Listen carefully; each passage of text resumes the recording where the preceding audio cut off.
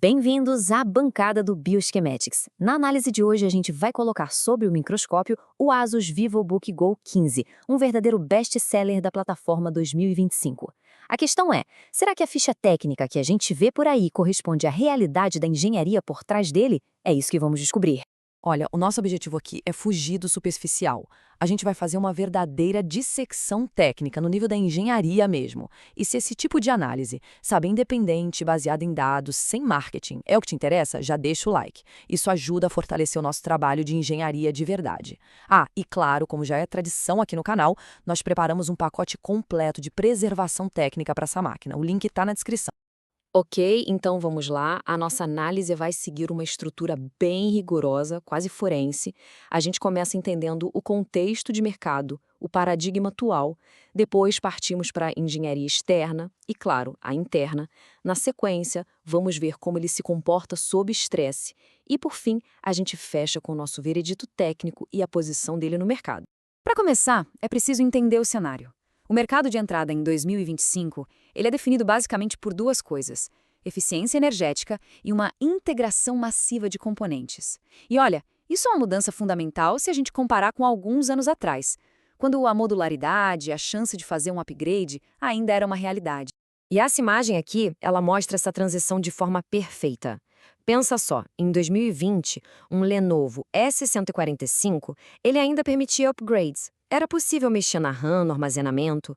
Agora, em 2025, o VivoBook Go 15 já é o retrato da nova realidade. São sistemas totalmente integrados, selados. E por quê? Bom, a demanda é por portabilidade e, claro, por custos de fabricação cada vez menores.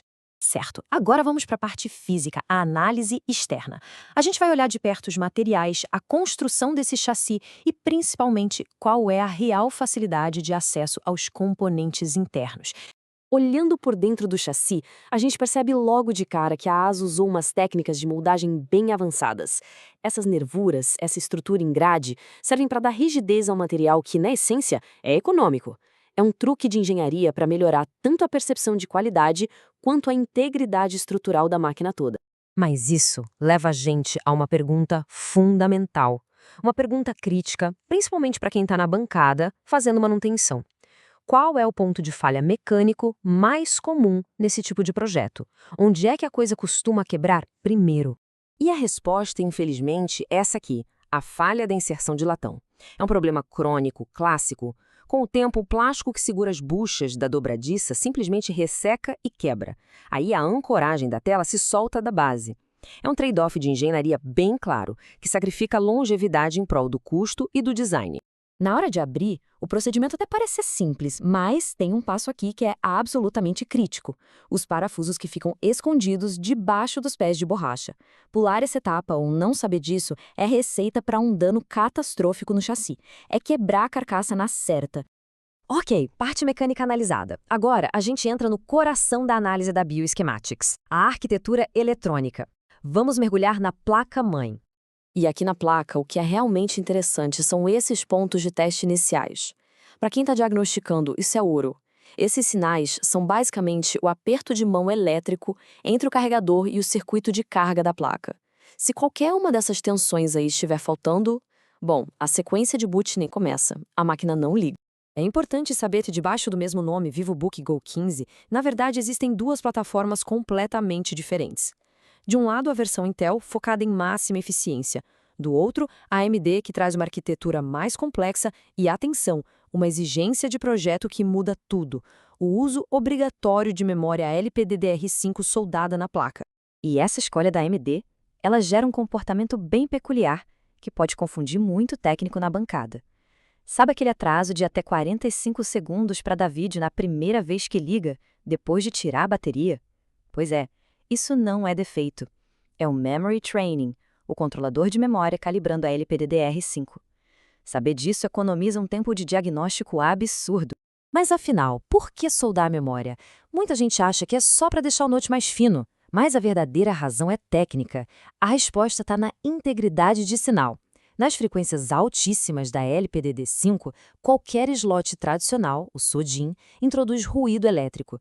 Então, soldar a memória direto na placa não é uma opção, é uma necessidade da física para garantir que o sistema seja estável. Tudo bem, já entendemos a arquitetura. Mas como isso se traduz em performance no mundo real? É isso que a gente vai ver agora, principalmente quando o sistema é colocado sob carga, quando a gente leva ele ao limite. No fim das contas, engenharia é gerenciamento de calor. E o que a gente observou nos testes é que, sob estresse contínuo, o núcleo da CPU bate temperaturas críticas, na casa dos 95 graus. Quando isso acontece, o sistema é forçado a se proteger. E aí que entra o famoso thermal throttling. O processador basicamente reduz a própria frequência para não superaquecer. Então, o ponto crucial aqui é o seguinte: aquele desempenho máximo que a gente vê em benchmarks, ele não é sustentável. O projeto térmico dessa máquina acaba limitando o rendimento real em qualquer tarefa um pouco mais longa. E não para por aí. Existe outro gargalo de projeto bem claro, e ele está no armazenamento. A máquina usa um SSD do tipo QLC sem cache DRAM. O que isso significa na prática? Simples. Depois que um pequeno cache rápido se esgota, a velocidade de escrita despenca. E despenca para níveis de um HD mecânico antigo. Para transferir arquivos grandes, isso é um problema sério. Beleza, com todos esses dados técnicos em mãos, vamos agora para a análise de mercado. Como é que o VivoBook Go se posiciona de verdade quando a gente coloca ele lado a lado com os rivais diretos? Essa comparação aqui deixa bem claras as diferentes filosofias de engenharia. A gente vê a ASUS com um foco grande na estética, no design. A Acer, por usar ODMs mais comuns, muitas vezes acaba tendo uma documentação técnica melhor disponível na comunidade. E a Lenovo, bom, segue aquela linha mais utilitária, mais robusta. Então, vamos consolidar tudo no nosso relatório final.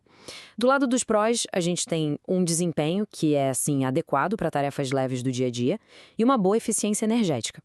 Mas do lado dos contras, os pontos são sérios. A reparabilidade é muito limitada, não existe possibilidade nenhuma de upgrade e a gente tem aqueles gargalos de performance que já detalhamos, tanto o térmico quanto o de armazenamento. Então, o nosso veredito é de uma compra situacional. Em resumo, esse equipamento é uma boa escolha para estudantes, para uso de escritório leve, coisas assim. Mas ele deve ser totalmente evitado por quem busca longevidade através de upgrades ou por quem precisa de performance sustentada. As limitações de engenharia que a gente mostrou simplesmente não permitem isso. A recomendação final é clara. Se for comprar, compra a melhor configuração possível de cara, porque depois não tem mais o que fazer. Para fechar, a gente sempre diz que engenharia é uma ciência colaborativa. Por isso, queremos ouvir a comunidade. Qual é a experiência real de quem já trabalhou com essa plataforma na bancada? Deixe o seu relato técnico aqui nos comentários. E claro, não se esqueça de baixar o nosso pacote de preservação técnica. O link está aí na descrição.